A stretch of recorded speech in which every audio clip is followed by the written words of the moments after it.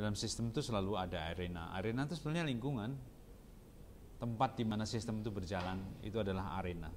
Tapi pengetahuan tentang arena itu sangat penting. Jadi sebelum kita mengoptimalkan satu sistem, kita harus tahu arenanya kayak apa. Ya, siapa aja yang ada di situ tadi. Birokratnya bagaimana? Kalau desa ya lurahnya seperti apa? Tanahnya berbukit-bukit atau lembah? Ada potensi apa? Sumber daya alamnya seperti apa? Ekologinya kayak apa? Itu adalah arena. Tempat bermainnya sistem yang akan kita ciptakan itu adalah arena. Ya, termasuk sebetulnya hukum-hukum adat yang ada itu arena. Karena begitu kita masuk di satu titik tertentu dalam dunia nyata, otomatis kita terus terikat dengan berbagai macam hal, dengan masyarakat adat yang ada di situ atau masyarakat yang ada di situ, dengan birokrasi yang ada di situ, dengan sumber daya alam yang ada di situ, dengan bentang alam yang ada di situ, dengan komponen biotik yang ada di situ, semuanya itu adalah arena. Nah, semakin kita paham dengan arena, semakin baik kita bisa merencanakan, mengoptimalkan, merekayasa sistem kita itu. Kalau tadi kita mau berdagang di batik misalnya, kita harus tahu benar arenanya itu, memahami. Jadi setiap hari kita harus belajar memahami arena itu. Peraturan-peraturan yang ada itu termasuk arena. Larangan, himbauan, dan sebagainya termasuk arena. Keterkaitan antara orang per orang yang ada di situ, family yang ada di situ juga arena. Kalau kita paham betul dengan arena, maka sistem itu yang kita daratkan di situ akan bisa adjust dengan baik. Kalau arenanya kita tidak paham dengan arena, maka berbahaya bagi sistem yang kita bangun di situ. Pengetahuan tentang arena, tentang segala sesuatu yang ada yang melingkupi sistem kita itu penting. Arena disebut juga playing field. Kalau lapangan sepak bola ya arenanya seperti itu. Ada garis penalti, ada ini, ada penonton dan sebagainya gitu. Beda ada penontonnya dan tidak beda kan? Arena itu, sistem yang kita kembangkan tuh. Arena bukan hanya berupa benda mati, juga berupa benda hidup dan sebagainya. Itu juga arena. Yang ada yang melingkupi termasuk undang-undang, sistem-sistem lain yang ada di situ itu arena, playing field namanya. Ya. Dalam dunia global, arena semakin tidak dapat dibatasi dengan ruang serta waktu tertentu. Arena itu dalam sistem dunia internet tumbuh dengan cepat. Semua sistem yang terkait dengan dunia internet akan mendapatkan peluang, pilihan, dan dukungan untuk mengembangkan sistem tersebut. Jadi arena sekarang tidak lagi hanya lokal, sudah internasional, global. Gitu. Kalau kita di antara network lingkungan, arena kita sudah network Amerika, network Eropa, network Australia, network Cina, itu adalah arena kita semuanya. Dia akan berpengaruh terhadap apa yang kita lakukan, akan mendukung atau mendukung atau mengurangi fungsi dari sistem yang kita lakukan itu. Itu adalah arena. Arenanya dapat meluas dan mengglobal di seluruh dunia. Jika manajemen arenanya handal, maka dalam jangka pendek arena sistem sudah mengglobal, meskipun sistem yang dibangun kecil. Saudara punya pabrik outlet kecil, tapi arenanya kan bisa dikembangkan seluruh Indonesia kan, punya cabang-cabang di Papua sampai Aceh. Meskipun outlet Anda cuma 5 orang, tapi pandai-pandai semuanya mempunyai arena yang sangat luas di seluruh Indonesia, bahkan di Malaysia, Thailand itu suka batik juga di situ, ya. Itu adalah arena yang bisa kita kembangkan. Nah, untuk menempatkan satu pos tertentu pada sistem tertentu pada satu titik tertentu, kita perlu tahu arenanya di situ. Perlu tahu orang-orang yang berpengaruh di situ, perlu tahu human resources yang ada di situ, perlu tahu peraturan yang ada di situ, perlu tahu morfologi maupun sumber daya alam yang ada di situ, perlu tahu sosial ekonomi yang ada di situ. Baru kita masuk dengan enak. Gitu. Makanya negara-negara besar itu dia terus eksplorasi untuk mengetahui karakteristik negara-negara kecil-kecil yang lain lah, negara-negara yang lain dia tahu. Semakin dia tahu, semakin mudah dia merencanakan sesuatu, perdagangan, termasuk ekspansi, termasuk penjajahan juga, itu semakin mudah. Tapi kalau kita tidak tahu sama sekali, itu akan berbahaya. Maka sekarang banyak dana-dana untuk membuat network.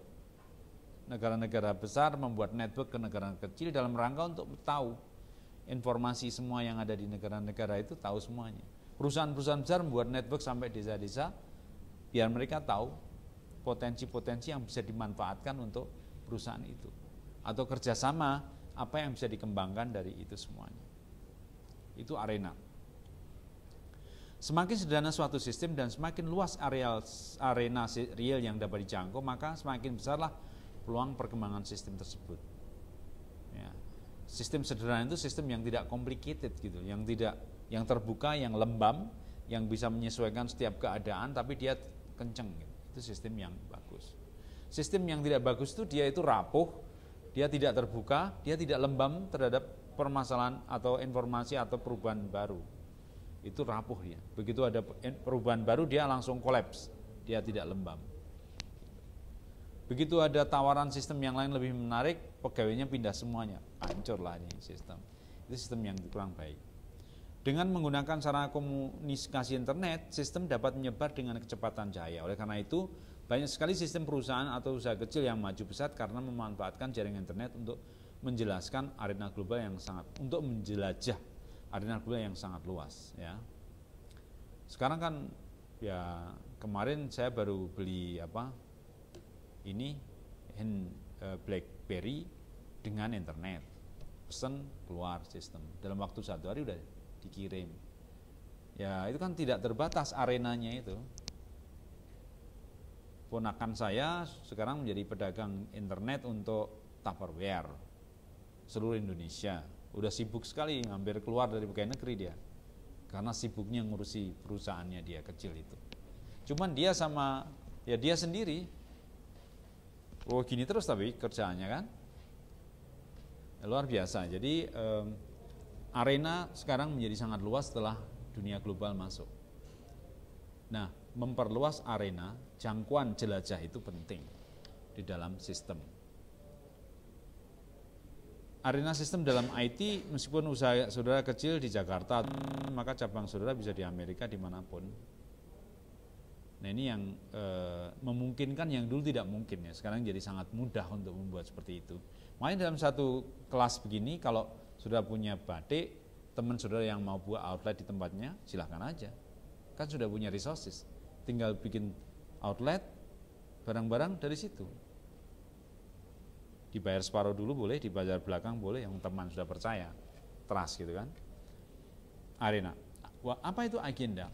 Agenda itu semua yang menyangkut dengan keinginan, itu agenda. Agendamu apa sih? Nah, masalahnya kalau sistem punya agenda ya berat. Tidak punya keinginan, tidak punya tujuan, tidak punya target, maka sistem itu nggak berjalan. Nah, perpaduan antara agenda yang bagus dan arena yang terpetakan dengan bagus itu akan menghasilkan sistem yang berjalan dengan mulus. Gitu. Agenda adalah semua hal yang ada pada lingkungan sistem yang berupa rencana, keinginan, peraturan, tujuan-tujuan, pemikiran-pemikiran, kehendak masyarakat, kehendak pemerintah, kehendak lembaga-lembaga dan organisasi lainnya. Yang melingkupi itu adalah agenda. Agenda dari arena, agenda kita. Agenda orang-orang yang hidup di situ kan punya agenda semuanya, punya keinginan-keinginan semuanya. Semakin kita tahu keinginan orang-orang yang di situ, semakin baiklah kita. Semakin tahu kita agenda orang-orang di arena kita, semakin mudahlah kita memutuskan sesuatu. Jadi agenda dalam lingkungan sistem memberikan batasan dan peluang bagi sistem yang akan hidup di arena atau lokasi tersebut. Tentu saja agenda sistem sendiri juga merupakan agenda utama dan penting, dapat disebut juga dengan visi dan misi sistem itu sendiri. Di samping agenda sistem juga agenda seluruh elemen atau seluruh lingkungan sistem itu. Ya. Maka yang terpenting adalah bagaimana agenda lingkungan di luar sistem dan agenda sistem sendiri dapat bersinergi menghasilkan produk sesuai tujuan sistem dan tidak memerlukan sistem-sistem yang lain. Justru harus menguntungkan karena masing-masing sistem lainnya juga mempunyai agenda. Yang penting adalah bahwa apa yang saudara lakukan juga menguntungkan yang lain. Kalau tidak nanti akan didepak saudara itu dari sistem dari arena yang ada di situ. Tentu saja kita tidak ingin membuat satu sistem di satu titik tertentu untuk jangka cuma setahun kemudian ditendang rame-rame oleh masyarakat, disuruh pergi kan, diusir oleh masyarakat. Gitu. undang-undang, peraturan-peraturan yang terkait di dalam merupakan arena di mana sistem tersebut bergerak. Dapat juga dimasukkan ke dalam agenda karena setiap peraturan mempunyai tujuan yang ingin dicapai. Itu juga agenda, juga arena juga. Demikian juga peraturan internal dalam sistem yang dipakai untuk menjaga keteraturan proses sistem dapat dimasukkan dalam arena dan agenda. Jadi arena dan agenda juga jadi satu, terutama dalam peraturan, karena setiap peraturan punya tujuan, dan tujuan adalah agenda. Gitu. Visi dan misi sistem merupakan agenda utama sistem itu sendiri yang biasa disebut sebagai tujuan sistem. Sistem yang punya visi dan misi yang jelas, tegas dan realistis, serta didukung penuh oleh sumber daya manusia dan sumber daya lainnya akan dapat mencapai target yang ditetapkan. Ya, itulah arena, pengertian arena dan agenda. Kalau saya simpulkan jadi seperti ini. Agenda dan perkembangan sistem ini adalah individu dan kelompok punya cita-cita, punya hasrat, punya keinginan, punya tujuan, punya kebutuhan, termasuk agenda. Kalau institusi, dia punya kebutuhan, punya tujuan, punya program, punya target, punya perencanaan, punya evaluasi, monitor, peraturan-peraturan, dan ini juga agenda. Nah, kalau dia punya agenda bagus, dia berjalan dalam arena yang kondusif, maka sistem itu akan berspiral, akan terus membesar. Outletnya pertama cuma 3x3, tahun depan sudah 3x4, tahun depannya lagi 4x6, tahun depannya lagi jadi mall, akhirnya kan gitu. Ya. Bagaimana keterkaitan agenda sistem dan agenda lingkungan? Sistem usaha kecil yang dibangun pada lingkungan dengan agenda yang juga menekankan pengembangan usaha kecil dan menengah, maka agenda-agenda lingkungan sistem tersebut akan koheren. Jadi ada agenda lingkungan dan agenda sistem. Sejauh agenda lingkungan, agenda sistem kita itu koheren dengan agenda sistem lingkungan, itu akan baik jalannya. Tapi kalau bertolak belakang, saudara harus mencari lingkungan baru yang lebih kondusif. Lingkungan yang tidak kondusif adalah lingkungan dengan agenda yang berseberangan dengan agenda kita, itu tidak kondusif. Mesti kita sangat berat merunning sistem kita itu. Kita harus selalu berpikir mana ya arena yang bagus dan agenda yang pas. Oh, Pemda itu punya agenda peningkatan pendidikan melalui listrikisasi desa.